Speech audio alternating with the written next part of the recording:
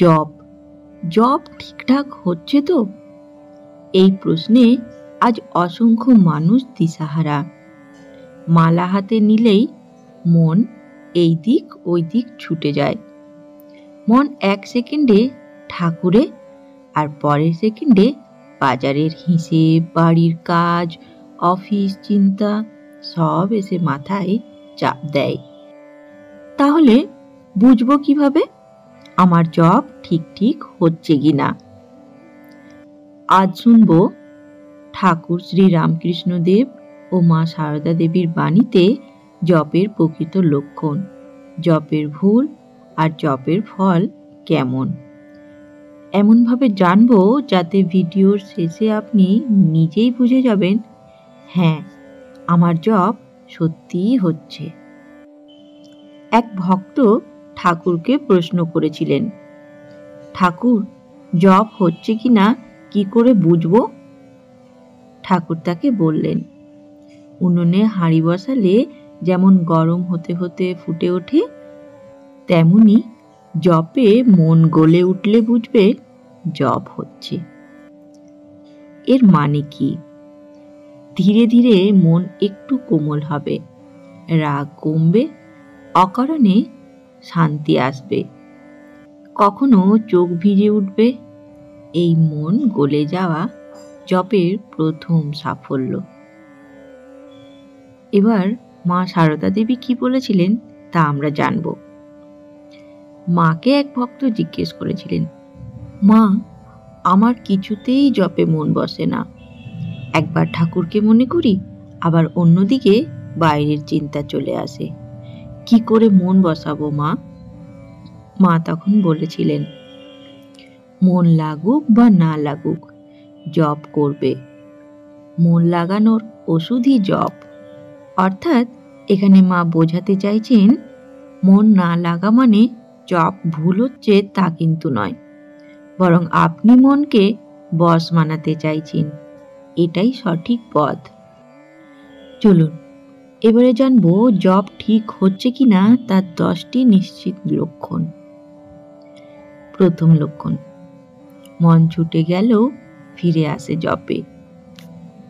শ্রী শ্রী ঠাকুর বলতেন, মন বাঁদর, তবু ডেকে আনো ডেকে আনো।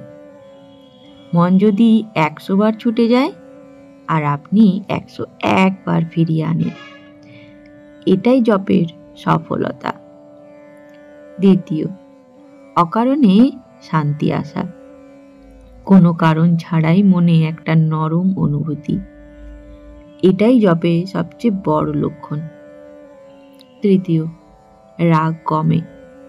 মা বলতেন, জপ করলে মন ধীরে ধীরে দয়ালু হয়। রাগ কমা, সহনশীলতা বাড়া জপেরই ফল। চতুর্থ, দোষ ত্রুটি ধরা পড়ে। ঠাকুর বলেছেন, মন শুদ্ধ হলে ভিতর থেকেই উপদেশ আসে, ভুল করতে গেলেও ভেতর থেকে বাধা দেবে। পঞ্চমত, জপের ইচ্ছে বাড়ে। প্রথমে কষ্ট লাগতো, পরে মনে হবে আজ একটু বেশি জপ করি, এটাই আসল উন্নতি। ষষ্ঠ, ছোট্ট ছোট্ট সুখ অনুভব হবে, এমন সুখ যা টাকা বা মানুষ দিতে পারে না। ভক্তির আলাদা আনন্দ থাকে। সপ্তম, মন ধীরে ধীরে স্থির হবে। ঠাকুর বলতেন, নামে চিত্ত স্থির হয়, আগের মতো এত ভাবনা মাথায় ঘুরবে না। অষ্টম, আচরণ পরিবর্তন হবে, অহংকার কমে, ক্ষমা করা সহজ হয়, জপের প্রভাব চরিত্রে দেখা যায়। নবম, আশঙ্কা ভয় কমবে। শ্রী শ্রী মা বলতেন, তুমি নাম নাও, আমি তোমার সব বিপদ দেখব। নাম জপ করলে ভেতরে একরকম শক্তি জন্মায়। দশম, কঠিন সময়েও মাথা ঠান্ডা থাকে। যে মানুষ জপে অগ্রগতি করে, ঝড় তুফানেও সে ভাঙে না। চলুন এবার আমরা জানব কেন অনেকের জব ঠিক হয় না? প্রথম, শুধু ঠোঁটে জব, মনে নয়। ঠাকুর বলেছেন, ঠোঁট নড়ে, মন অন্যত্র, এতে ফল নেই। দ্বিতীয়, জপের সময় মোবাইল দেখা। মা বলতেন, মনকে বাইরে ফেলতে দিও না। মোবাইল হলো মনকে সরিয়ে দেওয়ার বড় শত্রু। তৃতীয়, তুলনা করা, ওর জব এত, আমার কম। ঠাকুর বলতেন, সবার ঘরে ঈশ্বর চিন্তা সমান হয় না। চতুর্থ, জবকে দায়িত্ব ভাবা। জব কাজ নয়, জব প্রেমের সম্পর্ক। পঞ্চম, নিয়ম না থাকা। যে কাজের নিয়ম নেই তাই স্থায়ী হয় না। মা বলেছেন, নিয়মে থাকলে সব কাজ হয়। ষষ্ঠ, ফলের জন্য ব্যাকুলতা। ঠাকুর বলতেন, গাছ রোপণ করে সঙ্গে সঙ্গে ফল চাওয়া যায় না। চলুন এবার আমরা জানব জব ঠিক করার 7টি শক্তিশালী উপায়। প্রথম, প্রতিদিন 5 মিনিট হলেও নির্দিষ্ট সময়, সকাল বা সন্ধ্যা, একটাই সময় ঠিক করুন। দ্বিতীয়, বসার আগে 10 সেকেন্ড চোখ বন্ধ রাখুন, শ্বাস ধীর হবে, মন শান্ত হবে। তৃতীয়, মালা ধরার আগে বলুন, ঠাকুর তুমি আছো। এই একটা অনুভূতি জবকে গভীর করে। চতুর্থ, 30 সেকেন্ডে একবার ঠাকুরের মুখ মনে করুন, এতে মন টেনে আনা সহজ হয়। পঞ্চম, মন ছুটে গেলে নিজেকে দোষ দেবেন না, বরং বলুন, আবার শুরু করলাম ঠাকুর।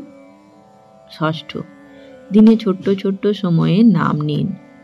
বাসন মাজতে, গ্যাসের সামনে দাঁড়িয়ে, হাঁটতে হাঁটতে একটু একটু করে নাম নিন। সপ্তম, যেদিন মন খারাপ সেদিন বেশি। ঠাকুর বলতেন, দুঃখের সময় নাম খুব কাজ দেয়। সবশেষে বলা যায়, জব ঠিক হচ্ছে কিনা তা বোঝার সেরা উপায় একটাই, আপনি জব করতে বসেছেন। এটাই বুঝিয়ে দেয় ঠাকুর আপনাকে টানছেন। শ্রী শ্রী মা সারদা দেবী বলেছেন, একদিন তুমি নিজেই বলবে, এ জব আমায় বাঁচিয়ে রেখেছে। তাই সবশেষে এটুকুই মনে রাখার, জব কখনো ভুল হয় না, শুধু ধীরে ধীরে গভীর হয়। বন্ধুগণ, আজকের এই ভিডিওটি যদি আপনাদের ভালো লেগে থাকে তাহলে অবশ্যই ভিডিওটিকে একটি লাইক করে বন্ধুদের সাথে শেয়ার করে নেবেন। আর এখনো অবধি যদি চ্যানেলটিকে সাবস্ক্রাইব করে না থাকেন তাহলে অনুরোধ রইল ঠাকুর, মা, স্বামীজির এই চ্যানেলটিকে সাবস্ক্রাইব করে নেবার, যাতে তাদের এই বাণী সবার প্রথমে আপনার কাছে পৌঁছে যায়। ধন্যবাদ, ভালো থাকবেন। জয় ঠাকুর, জয় মা, জয় স্বামীজি।